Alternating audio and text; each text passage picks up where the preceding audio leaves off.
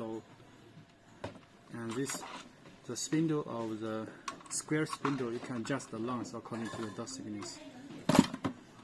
Install screw pillar. Install another one.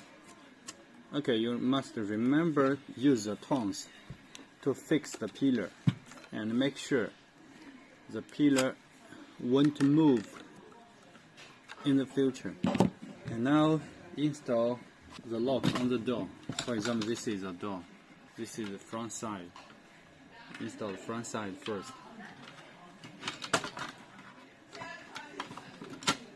Now install the back side. Look at this steel pin.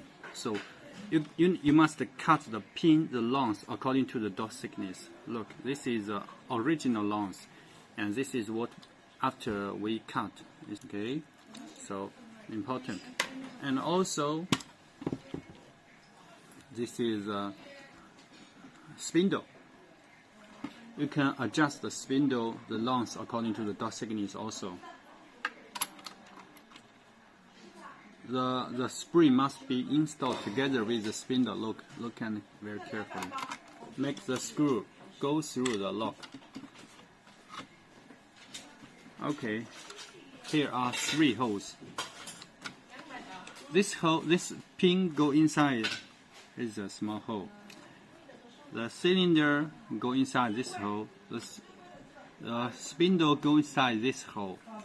Slowly. Okay. Very lucky because we install very fast. Let's test. Nice. Now install the screws. Look, we give you 2 screws. You need to cut the screw length according to the dot thickness also. Install this screw.